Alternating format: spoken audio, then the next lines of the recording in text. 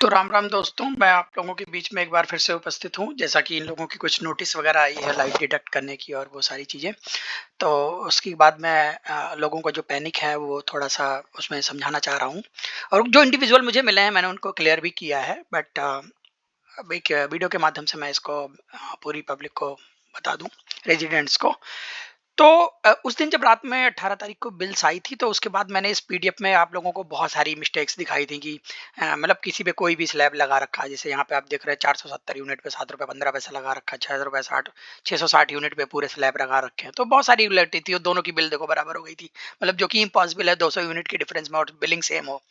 तो ऐसी बहुत सारी इरेगुलरिटीज़ थी। और नॉर्मली होता क्या है, जो हमें स्लैब हम जैसा जानते हैं कि हमारे सबके पास 3 किलोवाट का कनेक्शन है, तो हम जो स्लैब में लाई करेंगे वो ये वाला स्लैब है, अप टू 5 किलोवाट वाले लोड में, ठीक है ना? तो हमें 0 से ₹150 पे 150 यूनिट पे 295 ₹2.95 का रेट लगेगा। एंड 151 से 300 पे ₹5.25, 301 से 500 पे ₹6.42। और जब अगर हम 500 500 यूनिट से ज़्यादा कंज्यूम करते हैं देन ₹7.10। तो ये रेट होगा। अच्छा, अब इसमें आते हैं पहले। तो इसमें जैसा हम लोग जानते हैं कि 750 फ्लैट है हमारे पास और 806 जो है 56 दुकानें हैं, तो हमारे पास टोटल हो जाएंगी 806। लेकिन आप लोग यहाँ पे देख पा रहे होगे 805, यानी कोई एक दुकान मिसिंग है या तो एक फ्लैट मिसिंग है।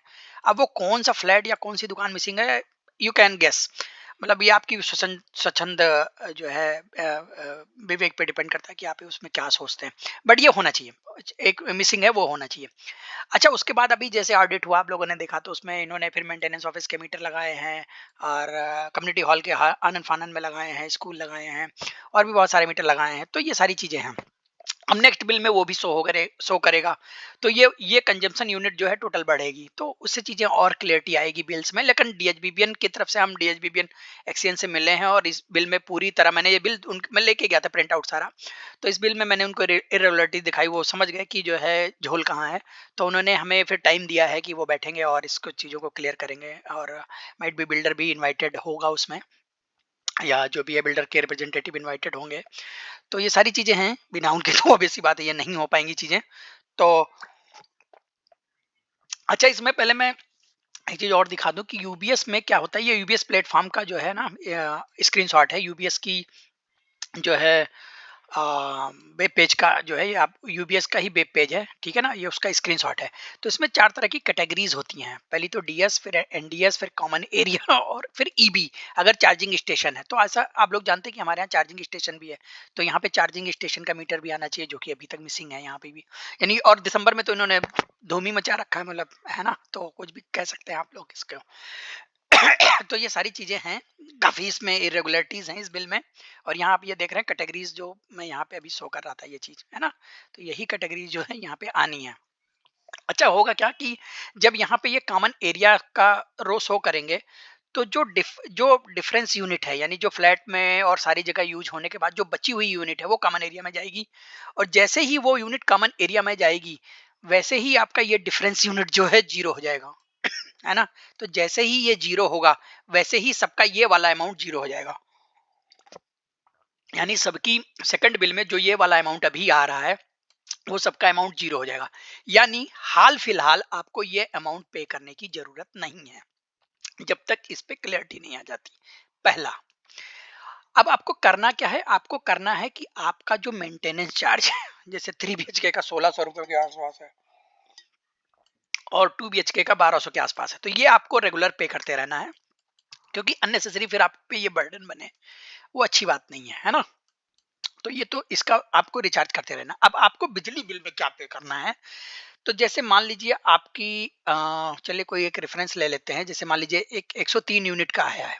तो 103 यूनिट आया है, यानी आप 0 से ₹150 के यूनिट उसमें स्लैब में आ रहे हैं, ठीक है ना? तो आपको सीधे-सीधे इस 103 को ₹2.95 से मल्टीप्लाई कर देना है और जो पैसा आया उसमें प्लस ₹40 और जोड़ लीजिएगा। ये आपका अभी पे कर दीजिए आप, ठीक है ना? अब मान लीजिए आप 196 वाले में आ गए, ठीक है? 196 यूनिट आपने यूज़ किया है, तो आपको क्या करना है, जीरो 150 यूनिट पे ₹295 मल्टीप्लाई करना है, ₹2.95। सॉरी। और नेक्स्ट 46.5 यूनिट पे आपको करना है ₹5.25 से। और जो दोनों का टोटल आएगा, ठीक है ना, इन दोनों का टोटल जो आएगा उसमें आप 50 रुपए और ऐड कर दीजिएगा। ये 50 रुपए मैं इसलिए ऐड करा रहा हूँ, ये electricity duty plus municipal corporation tax, ये वो है, ठीक है ना। तो ये आप ऐड कर दीजिएगा, सॉरी एक गिव मी अ सेकंड, ठीक है ना, ये आप ऐड कर दीजिएगा। तो ये टोटल आपका जो है आप इतना पे कर दीजिए। बाकी आप ये डिफरेंस यूनिट और ये सेंट्री चार्ज अभी भूल जाइए, क्योंकि इस पे डिस्प्यूट है और ये हमारी एक्सचेंज से बात हो चुकी है। वो बोले हैं कि ये दोनों नहीं लगेगा। अगर कॉमन एरिया में इलेक्ट्रिसिटी चार्ज इलेक्ट्रिसिटी यूनिट्स ये चली जाएगी, तुरंत जो है डिफरेंस यूनिट जो है जीरो हो जाएगा, है ना। और सरेंडरी चार्ज ये इसलिए अभी दिख रहा है हमें, क्योंकि ये कैलकुलेट कर रहे हैं डिफरेंस ऑफ अमाउंट। तो जब हमारा कॉमन एरिया में यूनिट जाएगी तो उसकी भी बिलिंग होगी, तो वो फिर डिफरेंस ऑफ अमाउंट भी नहीं निकलेगा, वो टोटल अमाउंट निकलेगा जो कि डीएचबीबीएन को पे करना है इन्हें। तो उसमें भी वो नहीं रह जाएगा और ये सरेंडरी चार्ज भी जीरो हो जाएगा, है ना। अब मान लीजिए किसी की बिल 300 यूनिट के ऊपर है, तो उनको कितना पे करना है मैं उसका भी बता देता हूँ। जैसे मान लीजिए आप जैसे मान लीजिए 324 यूनिट है, ठीक है ना। तो इनको क्या कितना पे करना है, तो इनको शुरू की 150 यूनिट पे 2 रुपए 95 से मल्टीप्लाई करना है।